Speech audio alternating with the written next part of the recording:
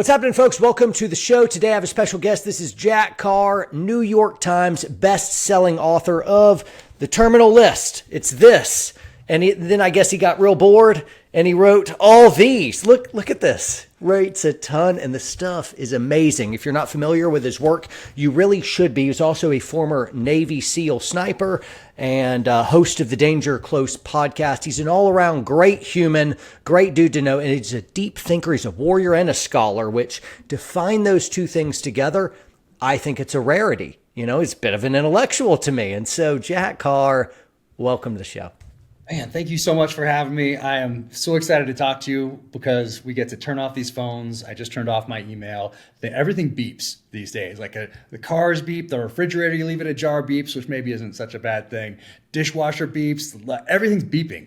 And to turn off email, to turn off phones and just hang out for a little bit. That's what I love most about podcasts and love most, interestingly enough, about this technology that I'm also complaining about. On the one hand, I'm also grateful to it because we get to hang out for a little bit without those other things beeping at us for a little bit of time here. So thanks for having me on, man. It's good to see you. I wanted to jump into some quick draw questions. Oh, yeah. Yes.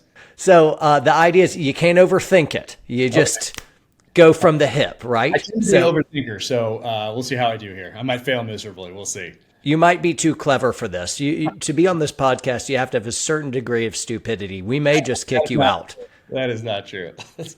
Let's jump in. All right, EDC gun, and don't say no. What's your EDC gun? The 365, actually. Right here. All right. Boom.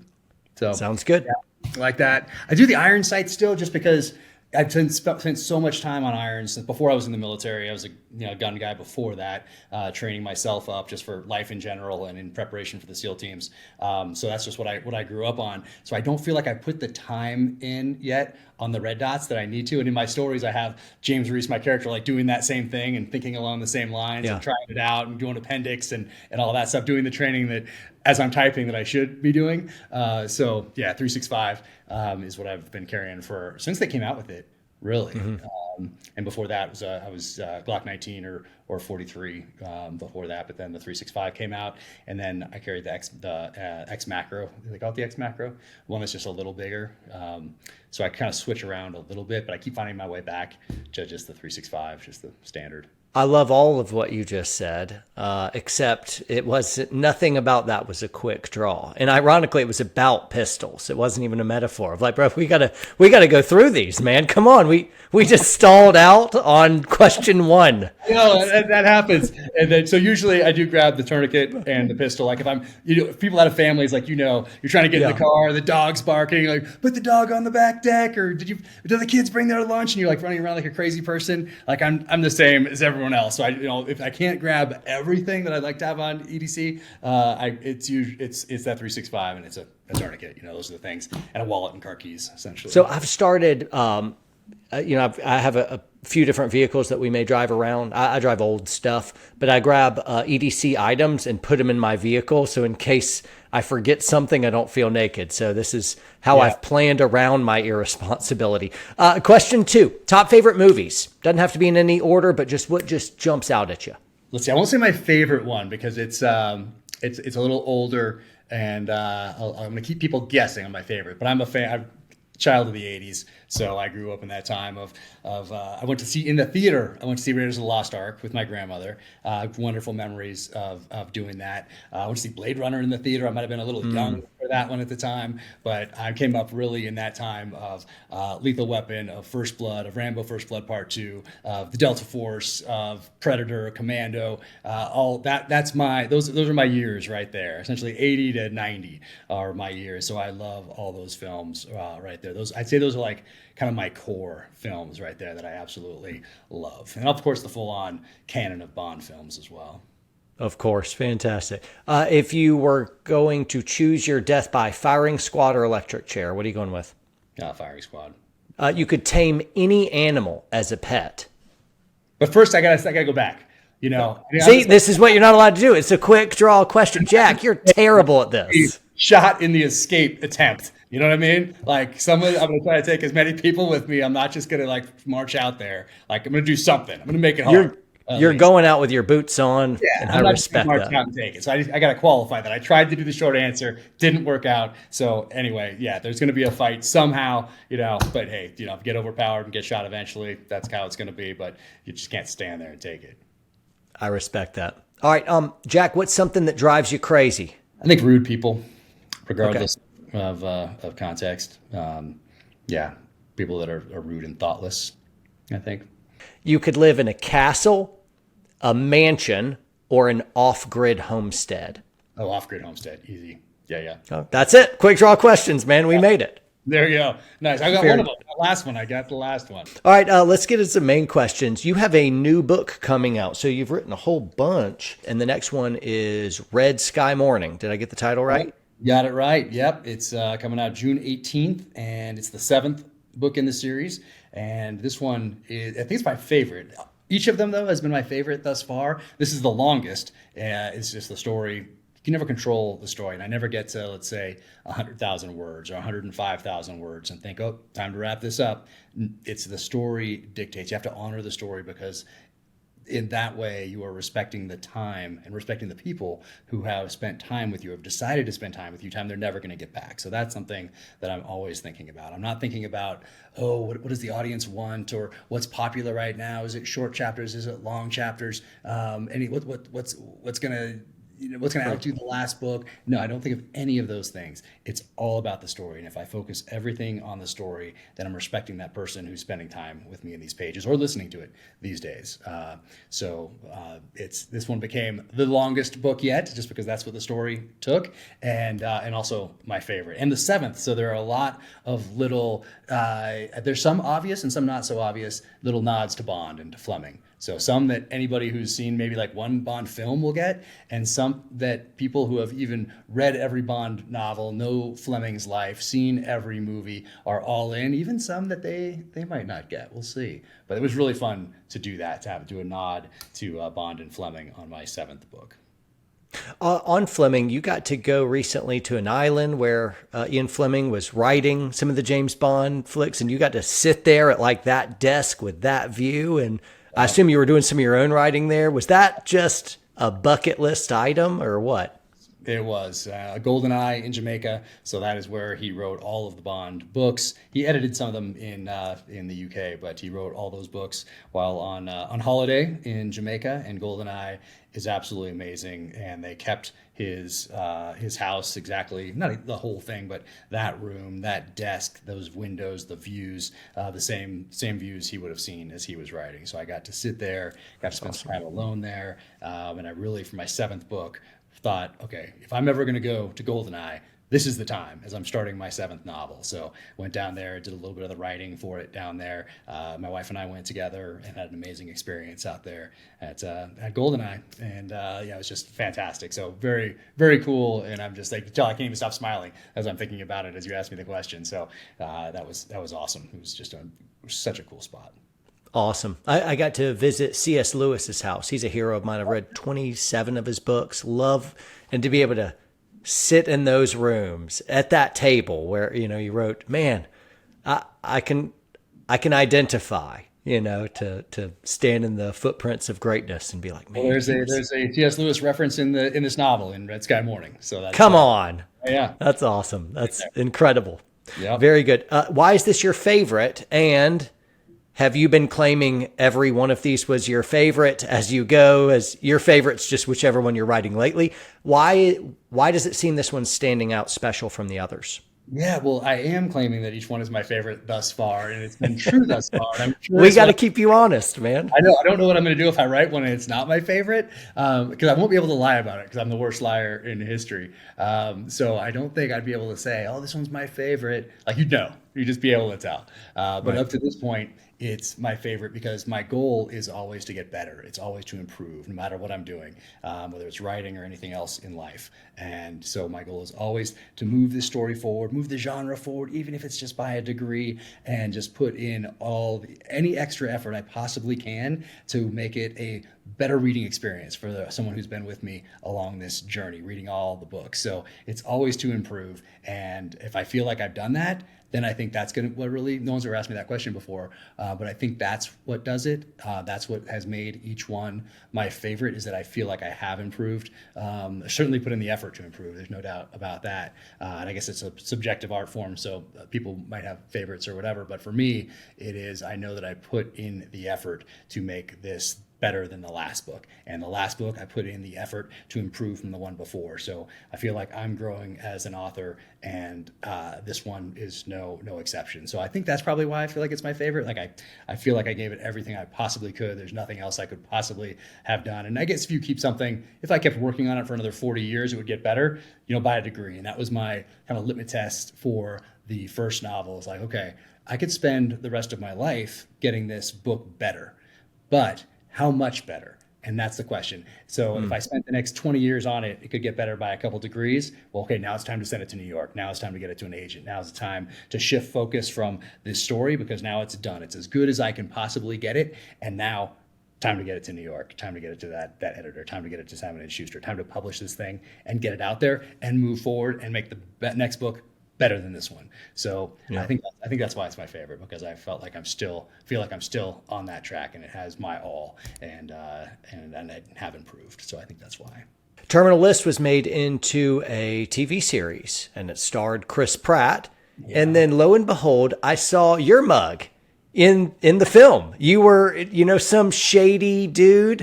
You got behind a wheel of a car, and then Chris Pratt just totally murked you, just red blossom of death. And so you died.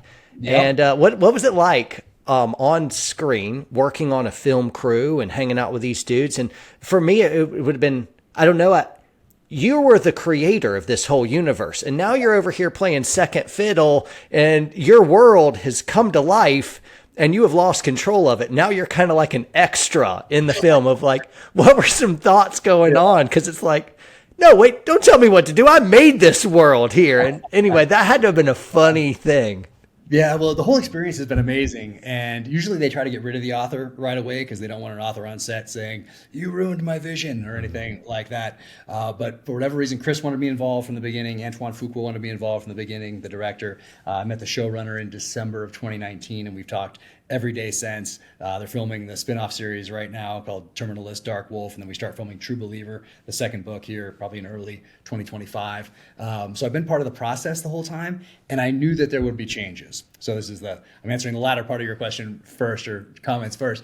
So I knew there were going to be changes. So if someone reads First Blood by David Morrell, written in 1972, it's very different than the Sylvester Stallone film in the early 80s. Both are fantastic, but both very different. So I've been a student of the genre my whole life, just from the fan perspective, both of film, television, and thrillers. So I have all that as a foundation. So I didn't go into it thinking we're going to keep this exactly the same as the book. No, it's an adaptation. So you got to keep these foundational elements, and those were very important to Chris and to Antoine, keeping that authenticity as much as you can in a Hollywood film. And for all of us, we were very clear on what we wanted to do. We wanted to make something so that someone like you, who's been overseas, who's done the job, can turn this thing on, put your feet up, and watch it and say, hey, you know what? These guys put in the effort to capture the mindset of a modern day warrior. So that's really what we were going after. And there's going to be Hollywood hot sauce. Chris calls it like 20% Hollywood hot sauce, 80% authenticity. Like that's kind of what we're going for. And because you got to move the story forward and all those sorts of things. But if someone can sit down, someone in law enforcement, somebody military, firefighter, intelligence service, or whatever it might be, and they can watch this thing and say, okay, yeah, this is Hollywood, but I can tell something's different about this. That guy did a mag change right there. That guy did a press check right there. That guy moved his head. He looked up and around as he's moving down the street here. He's looking for threats. Okay, those little things that most people aren't going to notice, we wanted to put in that extra effort to do those things so that guys like you and most of your audience, I'm sure, will be like, oh, that's pretty cool. Okay, I saw that Chris did that before he got in the car. He looked over here and there, or whatever, those little things like that. Or, oh, he's looking for a car to steal. Guess what? He doesn't just go up and steal a car. No, he's looking for like an older vehicle that's maybe easier to steal, that doesn't have a GPS in it. Like those sorts of things that aren't articulated, but guys like you will notice. And so those little things there.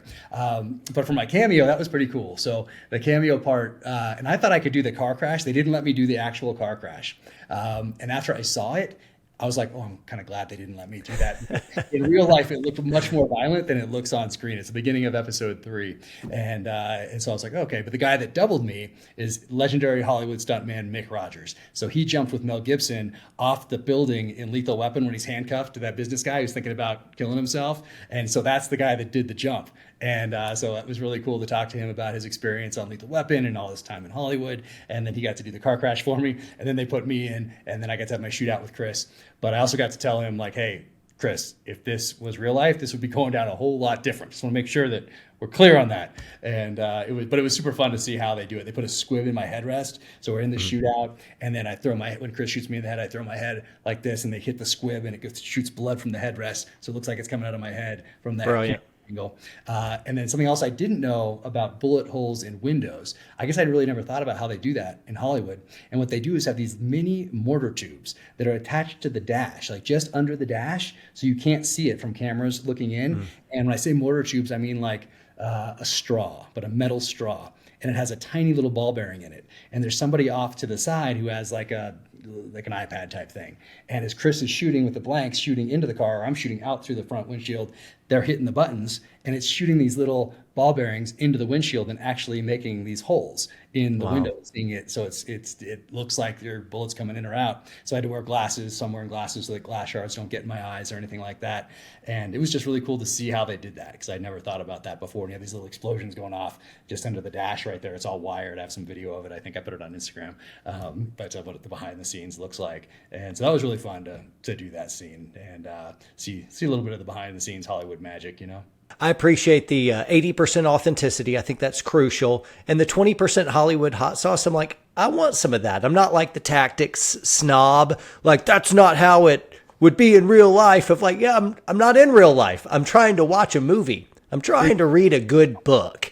And part of the fun is the outrageousness of it. And so I guess when some tactical snobbery comes in, when people reading any one of your books and you have some fun, fantastical and gratuitous developments and somebody wants to call foul ball, like if it keeps in that kind of 20% and then maybe just a outrageous, outlandish 2%, that's fun. That's spicy. Yeah. I like that. And I like that you have given yourself a hall pass, given your background as a SEAL. You could keep it all dress right, but you're like, no, let's have some fun. And I like that. And I hope that's coming through enough from your audience.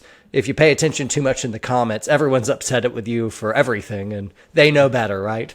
Yeah, it's tough because you want to I want to thank people on social media. So I get in there even at the end of the day and I'm hitting that heart button, especially people that get on there and say, hey, I love the novel or I love the show or hey, I pre-ordered your new book. And I get on there and to everyone, as many people as I possibly can, I'm saying, oh, thank you so much. Sincerely appreciate it because I do. And that's how I use social media. But doing that at the same time, you see all the crazy comments that you just see them and you're like, I'm not going to think about that. But then it occupies that space, a little bit of bandwidth, and you're like, son of a.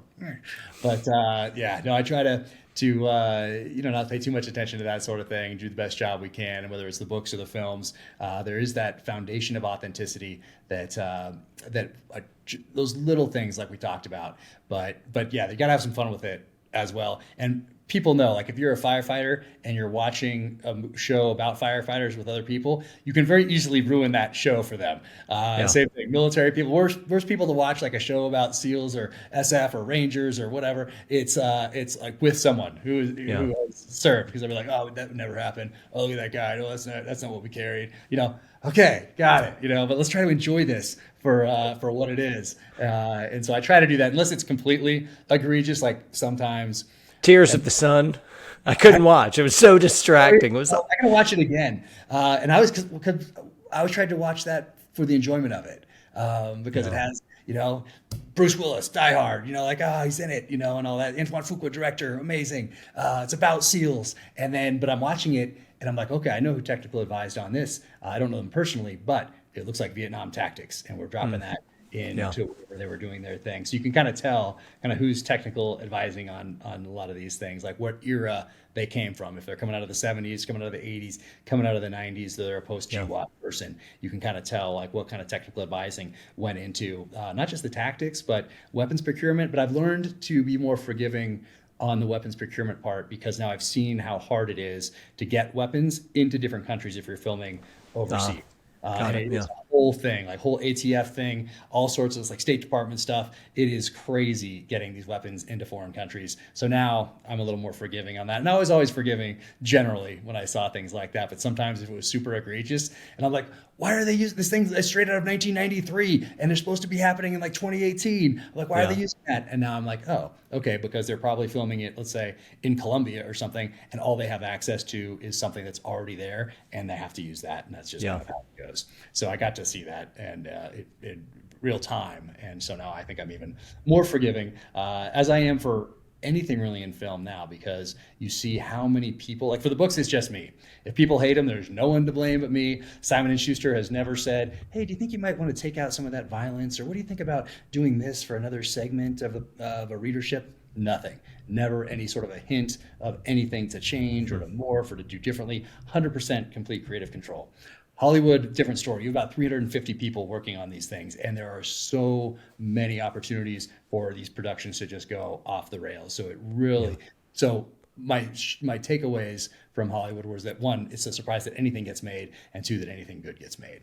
Jamie Reese, and she's a sassy female, and Yeah, James Reese is reborn. And I think by contract they can do anything they want. Because when it got optioned, I had not sold one book yet. Chris Pratt optioned it in January of 2018. The book didn't even come out till March of 2018. So yeah, by contract they can really do whatever they want. I think it's just been a great team thus far. It's like a family. It really is. And so many people came up to me on set and said, "Hey, I've been on hundreds of these Hollywood sets before, and nothing has felt like this one." Wow. They didn't have to come up and tell me that. And I think that's all from the top down. That's Chris Pratt, that's Antoine Fuqua, that is the showrunner, David DiGilio, the guy who's kind of managing everything in these productions. And so I think it really starts there and just filters down to every single person on set. And it wasn't just one person coming up to tell me that. It was multiple people over and over again telling me that. And that was pretty cool. And I've heard it since also from people that are now, we're teamed back together for this next show. People coming back and saying, "Oh, I'm so glad we're back together again. This is so awesome. I'm so glad the family's back." And it's just a really cool feeling to be on set and have people talking like that. Well, I love your writing. I love the films. I look forward to the future ones. So I'm a fan. You're crushing it. Hey, you got quite a library behind you. Where does that go all the way around? Can you spin us around? And yeah, oh, look at that there. That's like never gets used. That's more for looks at this point. Yeah, I've got one. Yeah, nice. Yeah, so it's not quite organized the way I want, because I've been in the middle of writing the books, this last book, and so I was just go, and we just kind of renovated this room to make it into a library. But it's close. But now that the book's done, all the edits are finished, it's getting printed now, then now's the time for me to go make my little adjustments here, because I have my own way to organize things, whether it's by, okay, we have the Revolutionary War over there, Civil War over there, World War II, World War I, Vietnam, Korea, terrorism specific to Iraq, Afghanistan, Philippines. So I have this whole system as far as how I organize that isn't really anyone else's system.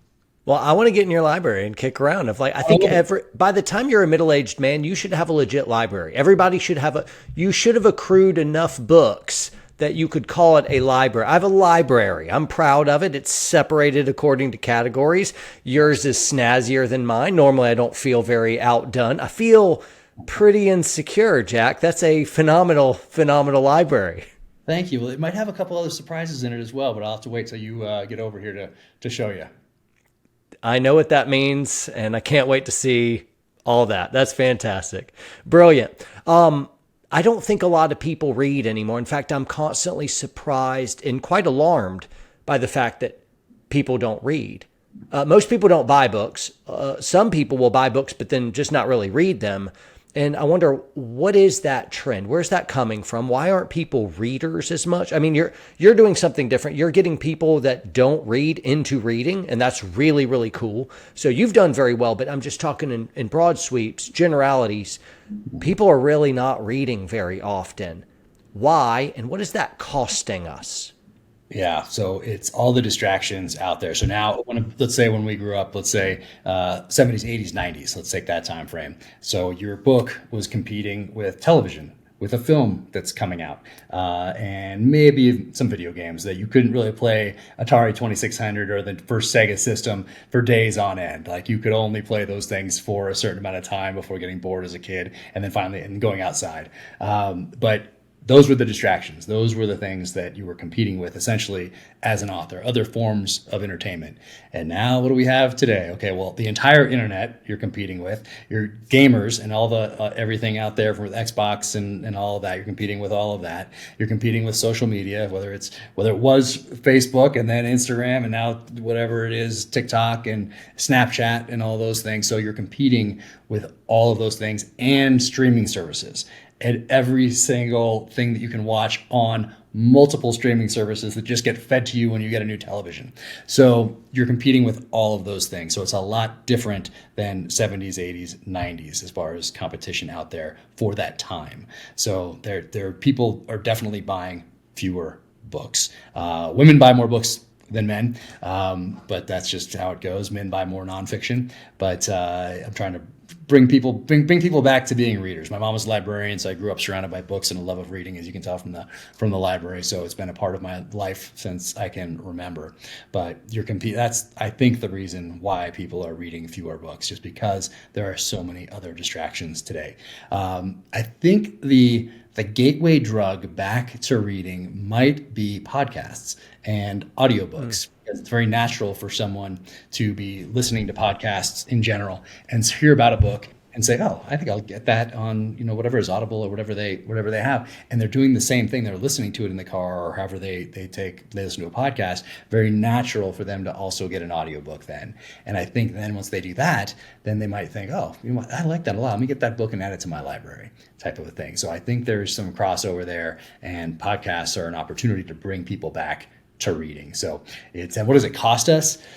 Well, I mean, it's an individual thing, but as a country, you're certainly a less informed citizenry if you're not reading. And for me, I've never not had a book in hand. I've never not known what I was going to read next or had multiple options. And that's really the foundation from which all else has come. I always knew I was going to be a SEAL from a very early age 7. I knew I wanted to be a SEAL. Before that, I knew I wanted to serve my country in uniform in the military.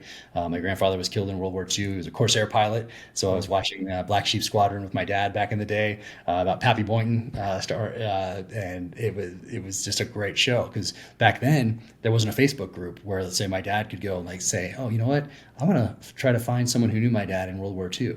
How would you do that as a 5-year-old kid, 6-year-old kid, 7-year-old kid, 10-year-old kid? Back then in the 50s, early 60s type of a time frame, there just wasn't a way to really do it.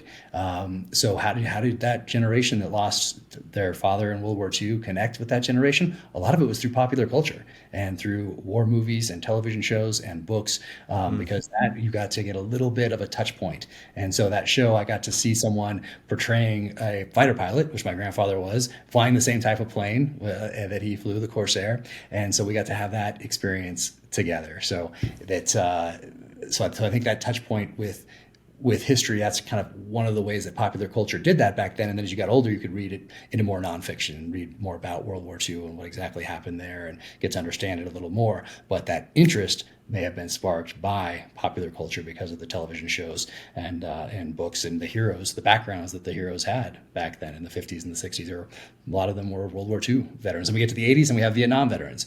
We see it starting with Magnum P.I., with one of the first Vietnam veterans portrayed in a positive light. And then you have all sorts of then from then on, almost every person, like whether it was Miami Vice or the A-Team or whatever it was, those heroes, those protagonists had backgrounds essentially in Vietnam. I think the Fall Guy even had a background in Vietnam, or later they introduced that when they saw that these heroes in the 80s were progressing that way. So I think it's cost us a lot as a nation. You're kind of outsourcing your thinking to someone on social media or a larger entity or a social media platform in general that is not just looking to modify behaviors as far as purchasing, like watching a commercial in the 80s or 90s, but really wants to influence your, not just those behaviors, but your thinking, and really grab a piece of your soul at the same time. So at least if you're aware of that when you go in, which a lot of kids can't conceptualize because they just want to hang out with their friends on Snapchat or do, whatever, have that community that's been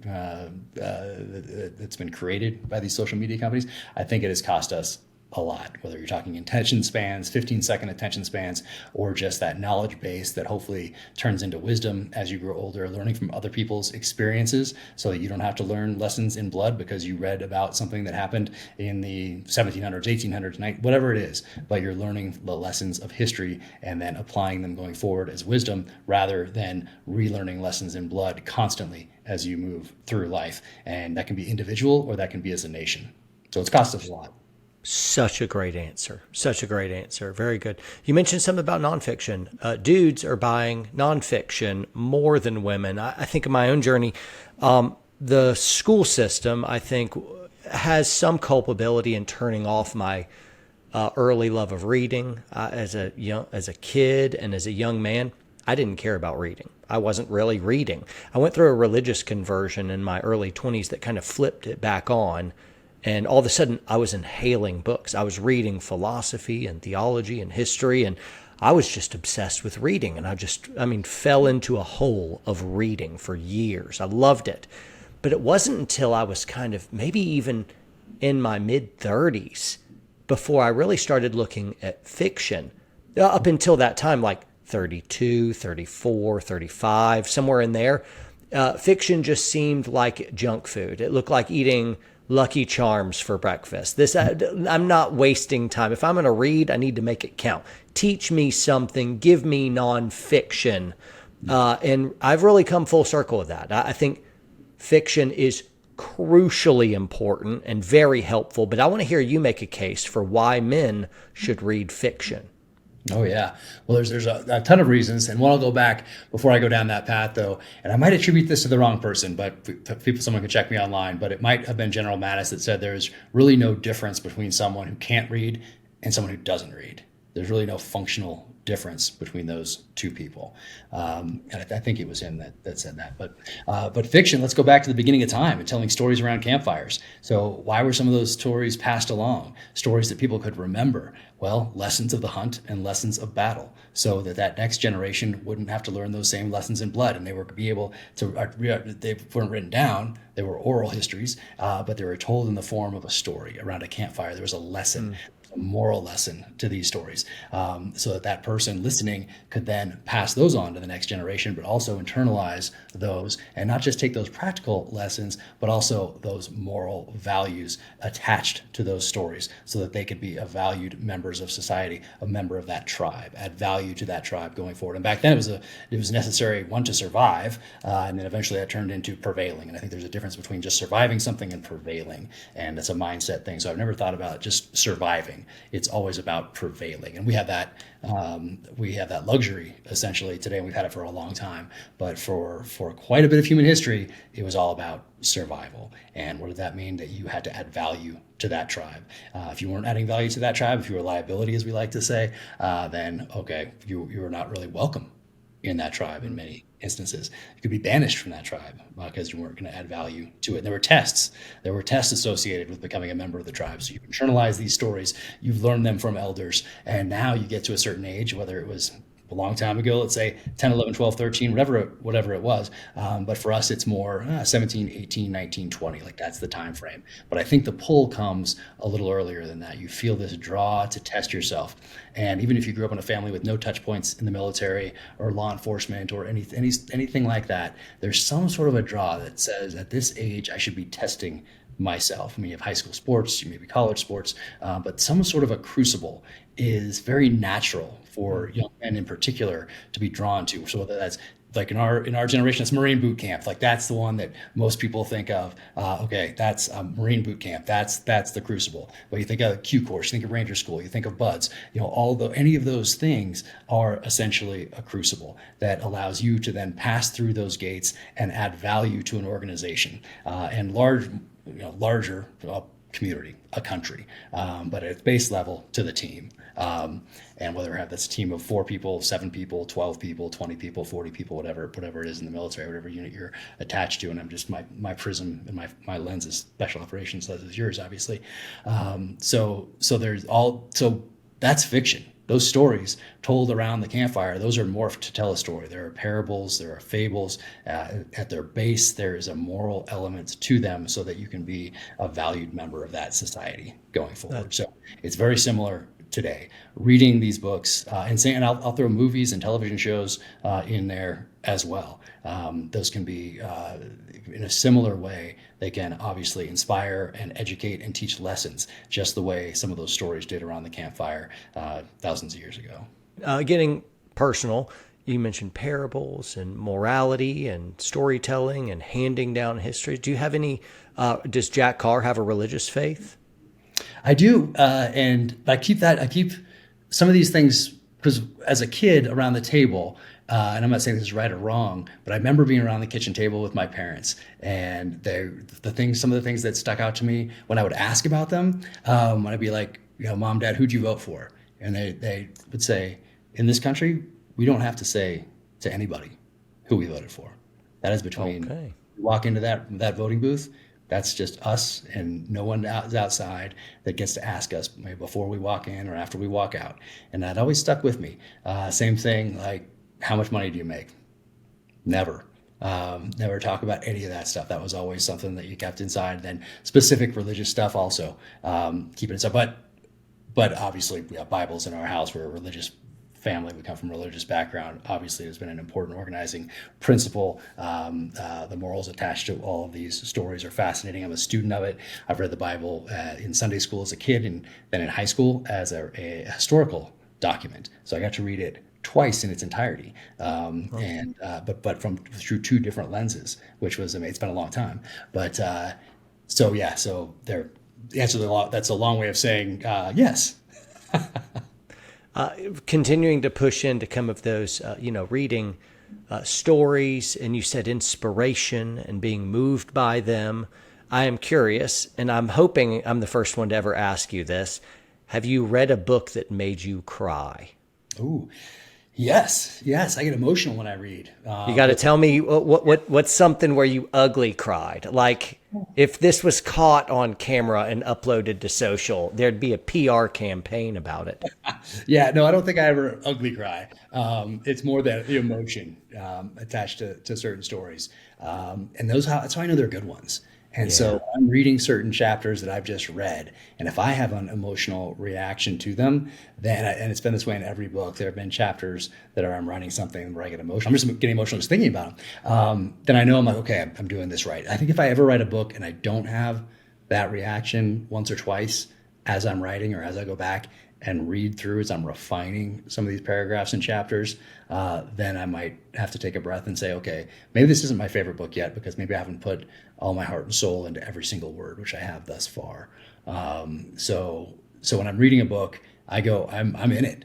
I'm not anywhere else. It's like being at the ramp. Like the ramp drops on whatever, C-130, C-17, whatever, CASA 212, whatever you're jumping out of. Like, you're not anywhere else when you're about to make that exit. And I love that feeling. There are very few feelings in life where you can be totally in the moment. On the ramp is one, as you're going, you're not like, did I leave the toaster on? You're not thinking of anything else like that. You're just going through those procedures. You're maybe thinking through, some emergency procedures in your head if this thing doesn't work. But that's probably about it. You're focused on the task at hand. About to drop into a rapid in a kayak or a raft even. About to drop into a rapid. That's another time where I get that same feeling. And then when I'm reading something, if I'm not in it all the way, I can't even tell you the last time I wasn't all the way. I had to go back and reread something because my mind was elsewhere. When I start reading, I'm all in. It's like I'm on that ramp, or like I'm at the top of that rapid, about to drop in. So I do get emotional when I read certain passages, and sometimes it's nonfiction because you're reading something about the Bataan Death March. You're reading, you're reading about these sacrifices that people made, and as you're reading this, if you are thinking about anything else, it's only thinking of things in relative terms. Like, look at what was sacrificed so that I could be here today reading this book, reading about this amazing part of history where these guys came across the beaches at Normandy, or they're at Iwo Jima, or they're pushing their way through the Pacific, or somebody has a zero in their as they're lining up their sights as the zero is coming in to hit their aircraft carrier or whatever it is. But those types of things that people did throughout, let's just take our country, from the inception of this country up until today, all those sacrifices that they made so that I could be here writing, or I could be a part of it for a little bit in the military. I thought about that a lot in Buds. Like I'm on the beach and getting yelled at and doing push-ups and sit-ups, or carrying the boats or the logs, or it's the third day of Hell Week, or you're freezing and all that stuff. And I thought, you know what? I'm not going over the beach at Normandy. I'm not the first guy out of my landing craft running towards elevated machine gun positions. Like, I'm on a beach in Coronado, California. Yeah, I'm pretty cold. I'm on the verge of hypothermia. Yeah, there's a bell over there. I can go ring it very easily, get warm again. But guess what I'm not doing? I'm not doing those things. And so I think having this understanding of history and having studied warfare in an academic sense, I guess, or just having an understanding of what was sacrificed and being able to put it in what I was doing in relative terms, I think it's helped quite a bit, and continues to help me today and put things in their proper perspective. So I do get emotional when I read. I love that you said when you're reading something powerful, I mean, you're totally in it. When you're about to do a ramp blast out of aircraft, you're totally there. Dropping into a rapid on a totally there. We started our entire conversation off on silencing our phones and being totally in to a conversation on a podcast. And I mentioned how tragic it was that it's harder and harder to do that. As a person, I feel the forces of the world around me and all the pulls and all the emergency tyranny of the urgents and all the forces dinging and buzzing, like you were mentioning. We're almost never any one place. We're multiple places at once. And so now people who can't really focus and just really get lost in a book might regard what you're talking about as something of a freak, something of an anomaly, a superpower even, to be able to actually focus in and get lost fully in that book. To read it, to write it would be even harder because you have to really go there and all the possibilities, and you have to interact with your characters in this completely different world. It's huge mental energy, and to be able to have the focus to do that and to drill really down deep and to do all this with research, yeah, it's if we're allow ourselves to be stretched so thin, we can never get anywhere present enough to think deeply about something, to create something extraordinary, to go into a story and visit faraway places, or even to have a simple conversation with another human being and be fully there and not glancing at our phones. And that's something I would add to what it's costing us. And I think reading forces you to be all there. You can't do anything else but read. And maybe, just maybe, it regains a little bit of our minds, which are drifting into insanity. But I just had this revelation as you were talking about being fully there. When I read, I'm not always fully there. It has to be a good enough book to suck me in. I probably need to grow more in that area, huh? Well, or just, if something's not holding the attention, maybe there's another, especially nonfiction, maybe there's another book about that topic, that might pull you in more. So my first nonfiction comes out in the fall. It's on the 1983 Marine Beirut barracks bombing. And because it was such a seminal event in my growing up, obviously in the history of the Marine Corps and in for our country, for our foreign policy, as it pertains to the Middle East in general. But I remember the newspapers. I remember the evening news. I remember the Newsweek. I remember Time magazine. I remember the covers of those. I actually have them over in the other room right there. So it was very impactful to me as a kid of 9 years old, whatever I was at the time, and when that happened. And I remember the 1979 Iranian hostage crisis as well. I was younger, but I was at a Catholic school, and we will march to church, and we sat there and we prayed for the American hostages overseas. And I remember those photos, black and white photos, guys with their eyes blindfolded, and those are some of my first memories of that. And then I remember that the April after, and I remember Jimmy Carter coming on television, and I remember Desert One. I remember all of that. I remember learning about special operations. These guys were going out there to rescue. I'd already been watching popular culture, films and television shows, about people who go to rescue, people who go to help, specifically military. So all of that was really wound up in my youth and part of this foundation. And so I knew in starting this first nonfiction series, call it Targeted. Targeted Beirut is the first one. That is the terrorist event that I wanted to focus on. Is it writing from, are you the writer? Is it in your voice or is it somebody else? No, it's a history. So it's a history. So it's a nonfiction book. I'm writing it with James Scott, who's a Pulitzer Prize finalist and a military historian. And we got to interview people who are obviously alive today that lived through that event. So humanize that event. People know about it, but they don't know about what they really don't understand, I don't think anymore, what it really took for some of these guys to come in there, pulling their friends out of the rubble, digging through this rubble just with their fingers before they got equipment in there to try to rescue their comrades that are buried in this in the rubble, identifying the bodies afterward. The same group that identified the bodies from Jonestown are brought in to try to identify the bodies on a ship off the coast. But the lead up to it as well, a few months before the embassy annex was bombed. So there were all these signs, and the guys that were over there, they were in combat. They were peacekeepers, and the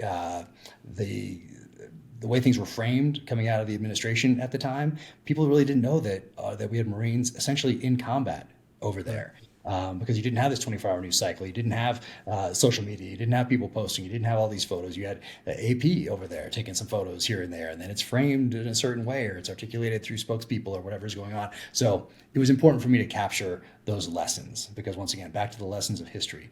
I just felt like that event was getting obscured by history, and some of those lessons were being forgotten, and I wanted to capture them for future generations. So that first one, nonfiction, comes out in September. Man, I look forward to that. I had no idea you were working on that project. That's great.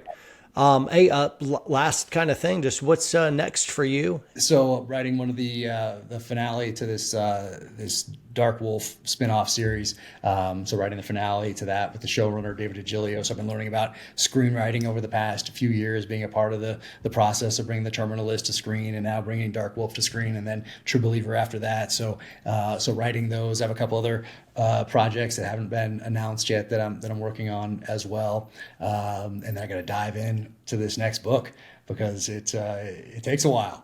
Especially if it's going to be a lot longer, like this last one was. It added a few months to the writing process that I wasn't anticipating at the outset when I'm kind of looking at my outline and kind of gauging like, oh, I've done this almost 7 times. I'm going into my 7th book here. I kind of got an idea for what this outline is going to turn into. And I realized that I never really know, especially if it's going to be all about the story. I do know where I'm going at the beginning. So I know where I'm going. I know where I'm starting. I have some things that are going to happen along the way. I have an outline that I'm working off of, but I don't. So what I do in the beginning is I come up with a title because I don't like wasting bandwidth thinking about a title. I don't want to waste any bandwidth as I'm typing away thinking, man, I've had good titles up to this point. I got to have another good one. But if I don't, no, I have a title. Even if it's going to change, it's in there. And I write a 1-page executive summary, kind of like what you'd read on the back of a book if you're passing Hudson News at the airport. And I read that and I say, is this worth the next year and a half of my life? And if the answer is yes, then I read it again and say, if someone else were to read this, like on the back of a book jacket in a bookstore, Hudson News, whatever it is, and they were to read this, is this interesting enough for them to invest time they're never going to get back? And if that answer is like yes or probably, then okay, now I'm all in. And now I turn that into the outline. And if I get stuck on a certain part of the outline, like, man, how is James Reese going to get out of this? I don't know how he's going to ever do this. I don't let it stall me out. I know that I have a year to figure it out, 1.5 years to figure it out. It's not like combat. It's not like we're down range in Iraq and Afghanistan and things are happening in this split second and you have to make these decisions. And if you make the wrong one, or even if you make the right one, people might be coming home in body bags. So it's not like that. Maybe when I'm writing a scene that's similar to that, guess what? I can sleep on it for a day, a week, a month. I can come back to it. I can just skip over it. I'll come back to it. I'll figure this out. It's not, it doesn't have to be done right now. So I don't let the outline mess me up, and from there turn it into the narrative. So it's go. So working on all those projects. There's always projects. 3 kiddos, wife, juggling a million things as always, like all of us are with kids, and yeah, just trying to improve every single day. Love it, man. Jack, thanks so much for hanging out with us for so long. I really enjoyed getting to know you and, connecting everybody to your work and your processes and your life philosophy and all the stuff in. I've got some stuff I'm walking away with. So, man, appreciate you. I appreciate you. Thank you for all you're doing out there. And hopefully we can get on the range soon. That's what I need to do. I need to get back on the range. It's been a while. I'm going to win you to red dots. Yeah. Well, I need to. I just need to put the time in. I have so many red dots now, but I just need to put the time in. I feel so comfortable just with what I've been doing for so long, but I just need to put the time, put the mat time in for those that are. Let's do it, man. We'll have a blast. We'll have fun. Guys, thanks so much for tuning in. That's Jack Carr. Go buy his books and stuff. Support the people who are like our guys. He's one of our guys. So make sure you buy the book and all the books. And we'll see you next time. Cheers, guys.